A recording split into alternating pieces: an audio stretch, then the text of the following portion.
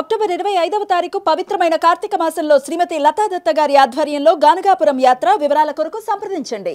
నమస్తే, welcome to Suman TV. నేను పద్మిని. ప్రస్తుతంతో పాటు ప్రముఖ ఆధ్యాత్మికవేత్త, దత్త ఉపాసకురాలు, శ్రీపాద శ్రీవల్లభ దత్తపీఠం వ్యవస్థాపకురాలు శ్రీమతి లతా దత్త గారు మనతో పాటు ఉన్నారు. మాట్లాడదాం. నమస్తే అక్క. నమస్తే రా పద్మిని. పరమ పవిత్రమైనటువంటి మాసం కార్తీక మాసం రాబోతోంది. అటు శివకేశవులకి ఇద్దరికీ ప్రీతికరమైనటువంటి మాసం అని చెప్పుకోవచ్చు. ఎందుకంటే కార్తీక మాసాన్ని దామోదర మాసం అని కూడా పిలుస్తారు కాబట్టి మరి ఈ మాసం యొక్క వైశిష్ట్యం ఖచ్చితంగా అందరికీ తెలిసినటువంటిదే.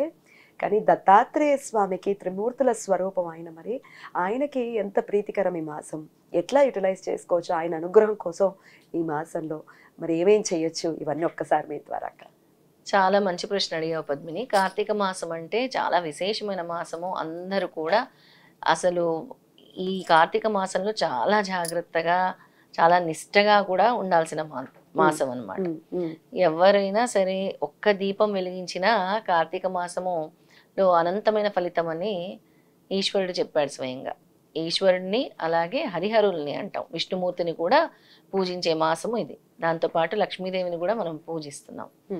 అయితే ఈ కార్తీక మాసంలో ఏవి గురుస్తోత్రాలు పఠించినా కూడా, ఎందుకంటే మనకి బ్రహ్మ విష్ణు మహేశ్వర ఉన్నారు. అందుకే దత్తారాధన చేయటము కార్తీక మాసంలో చాలా విశేషమైన ఫలితాన్ని ఇస్తుంది. మనకి జ్ఞానాన్ని పెంచుతుంది, జ్ఞానం వైపు అడుగులు వేస్తుంది దత్తారాధన. అలాగే మనకుండే నెగిటివ్ వీటి కూడా తొలుగుతుంది.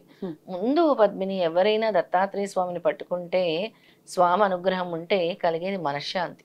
ఆ మనశ్శాంతి ఇప్పుడు ఎక్కడా దొరకట్లేదు. ఇప్పుడుండే ప్రస్తుత స్థితిలో మనశ్శాంతి లేదనే వింటున్నాం అందరి దగ్గర. డబ్బు ఉందండి, అన్ని ఏమి సమృద్ధిగానే ఉన్నాయి, కానీ మనశ్శాంతి లేదు. మరి ఆ మనశ్శాంతి కావాలి, ఆందోళనలు తొలగాలి, అలాగే నెగిటివ్ ఎనర్జీ పోవాలి మా ఇంట్లో, దత్తాత్రేయ స్వామి అనుగ్రహం కావాలి అనుకునే వాళ్ళు కార్తీక మాసంలో దత్తారాధన చేస్తే మంచిది. మరి ఏ రూపంలో చేయాలి అని అంటే, దత్త మంత్రాలు చదువుకోవటము, దత్తాత్రేయ స్వామి గురుచరిత్ర పారాయణం చేయటము, సిద్ధమంగళ స్తోత్రం పఠనం చేయటము, దత్త స్తవం చదువుకోవటము. మంత్రాలంటే ఏమిటి, ఏం మంత్రాలు అంటారు కదా, అలాగే దత్తాత్రేయ వజ్ర కవచం చదువుకోవటం, ఇవన్నీ కూడా చేస్తే మంచిదన్నమాట. అలాగే నదీ స్నానం చాలా మంచిది కార్తీక మాసంలో. ఇప్పుడు నదుల దగ్గర ఉండే క్షేత్రాలు కూడా క్షేత్ర దర్శనాలు చేస్తే కూడా చాలా మంచిది. మనం కార్తీక మాసంలో గానగాపురం యాత్ర కూడా మీరు చేయించబోతున్నారు. 25వ తారీఖు కార్తీక మాసంలో, అక్టోబర్ 25వ తారీఖు గానగాపురం యాత్ర వెళ్ళబోతున్నాం. కాబట్టి రావాలి అనుకునే వాళ్ళు లత గారి నంబర్ కి కాల్ చేసి మరిన్ని డీటెయిల్స్ ని తెలుసుకోండి.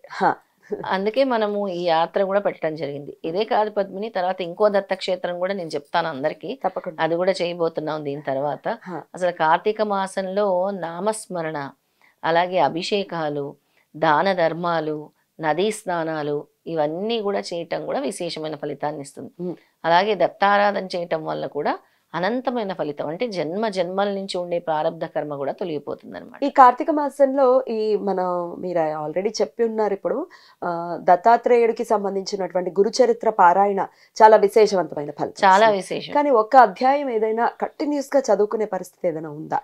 ఉంది పద్మిని. ఎందుకంటే మనకి గురుచరిత్రలో స్వామి దగ్గరికి ఒక 7 ఊర్లు వాళ్ళు వచ్చి, మీరు మా ఇంటికి రావాలి దీపావళి అమావాస్య రోజు అని అడుగుతారు నరసింహ సరస్వతి స్వామి, మా ఇంటికి రావాలి అని. ఇప్పుడు అందరికీ స్వామి వాగ్దానం చేస్తారు, ఏమని, నేను మీ ఇంటికి వస్తానని. మరి 7 ఇంటికి వస్తారా స్వామి?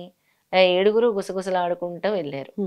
ఆ రోజు దీపావళి అమావాస్య రోజు స్వామి ఏ విధంగా అయితే మాట ఇచ్చారో ఆ విధంగానే 7 ఇళ్లలో కూడా స్వామి వెళ్ళారు.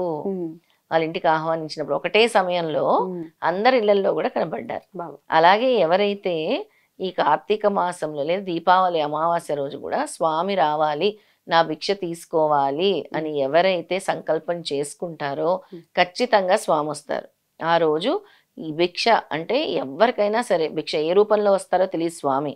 కాకి రూపంలో రావచ్చు, పక్షుల రూపంలో రావచ్చు, ఏ జీవి రూపంలో అయినా స్వామి రూపంలో, యాచకుల రూపంలో, మన మనుష్య రూపంలో కూడా ఎవరో ఒకరి ద్వారా అక్కడికి వచ్చారు, లేదా అక్కడ కనబడ్డారు, లత గారు మీరే కనబడ్డారు అన్న సందర్భాలు కూడా ఉంటాయి. అలా ఆయన రూపాన్ని కూడా చక్కగా ఆయన మనకు తెలియదు అది.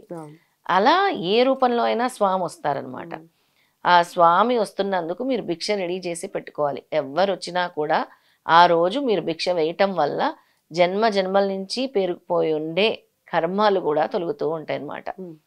ప్రారబ్ధ కర్మలన్నీ కూడా తొలుగుతాయి.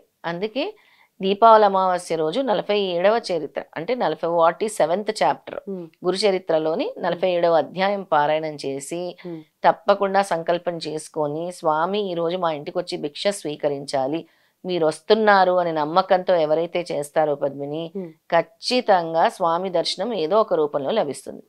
త్రిమూర్తుల అవతారంలో అయితే స్వామి దర్శనం ఇవ్వరు, అసలు కలియుగంలో అస్సలు ఇవ్వరు. స్వామి ఏదో ఒక జీవి రూపంలో వచ్చి మీ భిక్ష స్వీకరిస్తారు. ఆ అధ్యాయం 47వ అధ్యాయం పారాయణం చేయండి.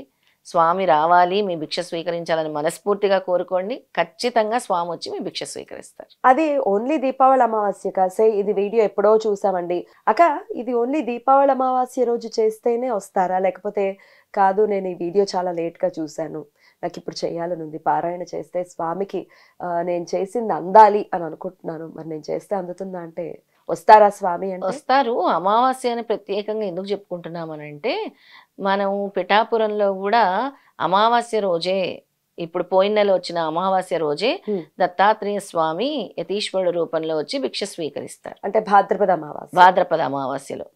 అందుకే ప్రతి అమావాస్య రోజు స్వామి రావాలి అని అనుకుంటే మీ యొక్క బాధలు, కర్మలు, కష్టాలు కూడా తొలుగుతాయి. అలా కాకుండా నేను ఆర్తితో స్వామి పిలుస్తాను, స్వామి నా దగ్గరికి రావాలి, నేను అమావాస్య రోజు కుదరలేదు నాకు అని ఆర్తితో భక్తితో ఎవరైతే పిలుస్తారో ఖచ్చితంగా స్వామి వస్తారు, ఏదో ఒక రూపంలో వస్తారు. దత్తాత్రేయ స్వామి విధానమే అది పద్మిని. ఆయన గనక తన భక్తుడికి కరుణ చూపించాలి అనుకుంటే అసలు స్వామి ముందు వాళ్ళ శిష్యుల గురించి ఎక్కువ ఆలోచిస్తారు. దత్తాత్రేయ స్వామి వాళ్ళ అభివృద్ధిలోకి రావాలి అని చూస్తూ ఉంటారు. ఇప్పుడు నామధారకుడు గురించి ఇంతమంది గురించి మనం వింటున్నామంటే దత్తాత్రేయ స్వామి అనుగ్రహమే. వాసుదేవానంద సరస్వతి కూడా అంతే కదా. వీళ్ళందరూ కూడా వాళ్ళ పేరు మనం ఈ రోజు చెప్పుకుంటున్నామంటే దత్తాత్రేయ స్వామి అనుగ్రహం సంపూర్ణంగా ఉండబట్టే వాళ్ళ పేర్లు ఖ్యాతిలోకి వచ్చి. అద్భుతం, అంతే కదా. అవును. అయితే ఈ ఇప్పుడు మీరు చెప్పినటువంటి ఈ అధ్యాయం ఏదైతే ఉందో అది ఎకరాల భరద్వాజ్ గారు రాసిన గురుచరిత్ర పారాయణ అయినా చేయొచ్చా? గురుచరిత్ర పారాయణమే. గురుచరిత్ర పారాయణంలోనే 46, 47 అధ్యాయాలు చదువుకుంటే మంచిది. అంటే మరి ఎకరాల భరద్వాజ్ గారిది చదవచ్చు, చదవకూడదు, ఇట్లా రకరకాల కాంట్రడిక్షన్స్ ఆయనకు కూడా. ఎవరిని వదిలిపెట్టరు. ఎందుకంటే ఆది శంకరులనే వదలనప్పుడు ఎవరిని వదిలిపెట్టరు. ఇంకా వాళ్ళకే తప్పలేదు, శ్రీపాదుల వారికే తప్పలేదని చెప్పారు. మానవ రూపం ధరించినందుకు మా తాతగారు చేసినటువంటి కర్మ నేను అనుభవించాల్సి వచ్చింది అని చెప్పారు మనవడిగా, పాల కొరత వచ్చి చిన్నతనంలో. అలా ఎవరైనా కూడా మాటలైతే పడుతూ ఉంటారు, అనుభవింపక తప్పదన్నట్టు. అయితే ఎకరాల భరద్వాజ్ గారు రాసింది చక్కగా చదువుకోవచ్చు. ఆ గురుచరిత్ర పుస్తకం ఎక్కడ దొరుకుతుంది అక్క? చాలా అంటే ఎక్కడైనా దొరుకుతుంది గురుచరిత్ర పుస్తకం దొరుకుతుంది. మన దగ్గర కూడా గురుచరిత్రలు ఉన్నాయి, మనం ఇంకా ఇస్తూనే ఉన్నాం. వచ్చిన భక్తులు అడుగుతున్నారు, వస్తే కనుక ఇస్తూనే ఉన్నాము. ఇక అమావాస్య రోజు, ప్రతి అమావాస్య రోజు కూడా ఈ భిక్ష అనేది అలవాటు చేసుకొని స్వామి వచ్చి స్వీకరించాలి. స్వామి ఎప్పుడు సంతృష్టి చెందుతారు? అనాథులకు ఇచ్చినప్పుడు సంతృష్టి చెందుతారు. అమావాస్యకి అన్నదానం చేయమంటున్నాను ప్రతి ఒక్కరిని కూడా. ఒకవేళ వాళ్ళు చేయలేకపోయినా మనం మన పీఠంలో చేసి అనాథులకు పంచుతున్నాం అమావాస్యలు. అలా అయినా చేస్తాం. మాకంత స్తోమత లేదు అన్న వాళ్ళు ఒక్కరికి పెట్టినా చాలు, ఒక్కరికి పెట్టినా కూడా మీ యొక్క కష్టాలు, సమస్యల నుంచి మీరు బయటపడతారు. అలా బయటపడాలని ఈ విధానం చెప్తున్నాను. ముఖ్యంగా దీపావళి అమావాస్య రోజు నృసింహ సరస్వతి స్వామి 7 ఇళ్ళకి ఒకటేసారి ప్రత్యక్షం అయ్యారు కాబట్టి ఆ అధ్యాయం చదివి మీరు కూడా మనస్ఫూర్తిగా స్వామి మా ఇంటికి రావాలి, భిక్ష స్వీకరించాలి, ఈ అమావాస్య రోజే వచ్చి మీరు భిక్ష స్వీకరించడం వల్ల మాకు చాలా అంటే ఆనందం మీరు రావటము అని ఎప్పుడైతే పరిపూర్ణమైన భక్తి విశ్వాసంతో పిలుస్తారో పద్మిని, స్వామి వస్తారు ఏదో ఒక రూపంలో. మీరే వచ్చి మమ్మల్ని ఈ కష్టాల నుంచి బయట వేయాలి అని కోరుకోండి, చేయండి. ఇక తర్వాత సిద్ధమంగళ స్తోత్రం కూడా చదువుకోండి. ఎన్నిసార్లు చదవమంటారు సిద్ధమంగళ స్తోత్రం? సిద్ధమంగళ స్తోత్రము 11 సార్లు చదివితే చాలా మంచిది. అద్భుతం, చాలా బ్యూటిఫుల్ గా ఎక్స్ప్లెయిన్ చేశారక్క. కృతజ్ఞతలు. నమస్తే అక్క. జై గురుదత్త. శ్రీ గురుదత్త.